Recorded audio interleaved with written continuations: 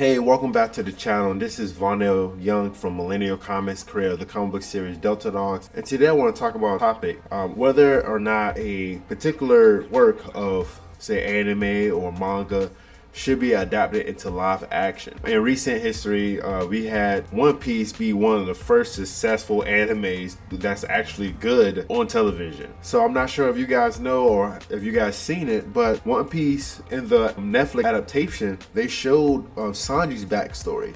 Sanji's backstory basically goes, he was shipwrecked with some pirates that tried to raid their ship, and when this little boy and this big old pirate dude, a very powerful guy, got shipwrecked, and on the island, of course, they were starving to death. Whatever food they was able to grab during the shipwreck, all that food was given to Sanji. Where on the other hand, with the pirate guy, he basically had to cut off his own leg and eat his own leg to survive, which is very, very dark. In the anime, between the anime and manga, it's different. So in the manga, they went with the typical story of what happened in the live action. But in the anime, since it was so dark, they didn't go with that, and they went with, he lost his leg because he had to save Sanji, the little kid, during the shipwreck. So this brings a very interesting topic of how dark can anime get in the live action adaptation. So of course they went with the proper route, I believe, which was shown in the manga and live action. So what kind of really piqued my interest to make this video is that how far would they go to adapt these different stories? And you know, anybody who watches anime or read manga, they know that these properties can get very, very dark real quick. What's on the chopping block today is Promise Neverland. Don't know already, which this is a spoiler to the first episode of Promise Neverland, which I would advise you guys to stop watching this video now, watch the first episode so you can get the premise of the series, and come back to this so you can, you know, be up to date. But if you don't care about spoilers and you want to just hear my point, well, let's get into it. So in the first episode, we see that there's a orphanage where it's a bunch of kids that's very, very smart, that take tests like about every day and study every day, read a whole bunch of books. These kids are smarter than the average adult. Let's say that.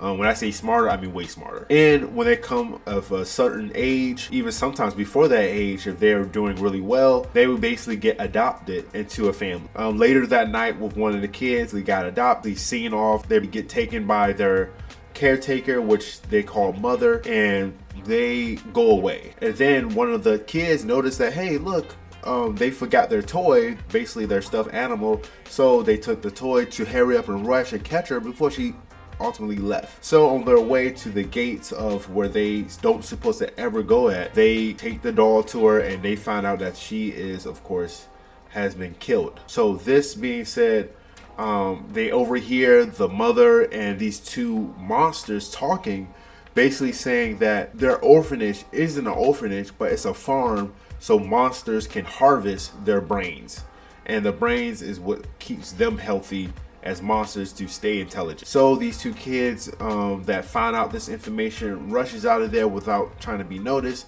And of course, this starts the whole premise, again, the premise of the story of these kids that has been basically sheltered their whole entire life and doesn't know what the outside world has to offer, has to escape into this unknown world.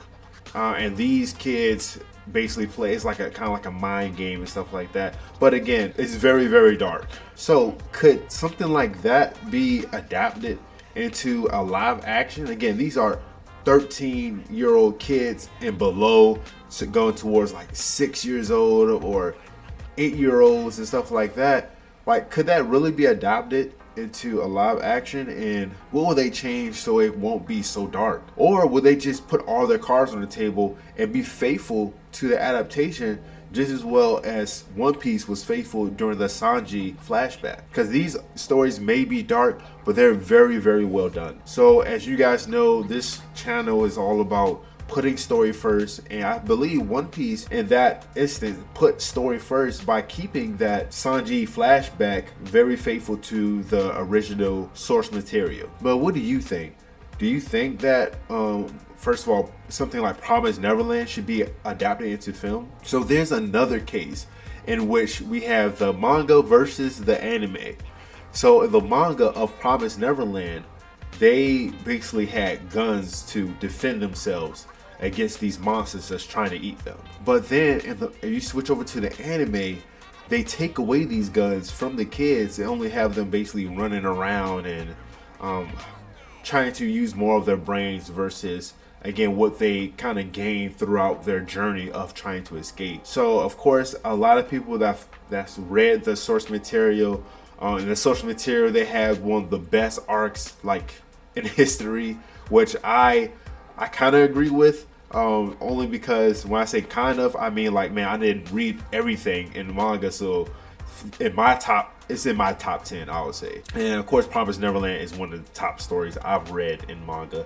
But anyways, what the studios keep, again, kids with guns, like when I say guns, I mean automatics and shotguns, whatever, where they keep that, despite the history of America when it comes to schools and this and that, and you guys know what I'm talking about.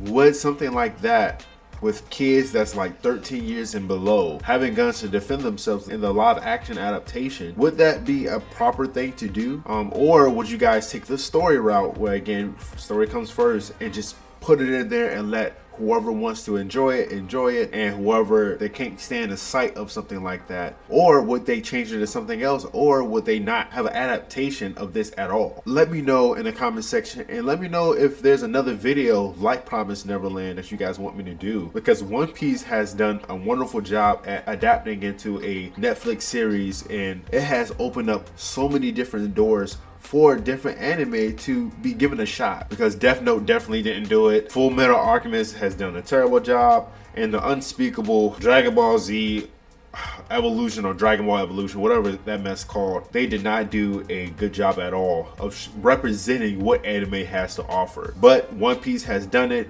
as now we're on track to maybe start to take anime actually serious and give them a proper budget so they can tell the stories that America has never really been willing to tell. But again, this is an open discussion. Let me know what you guys think.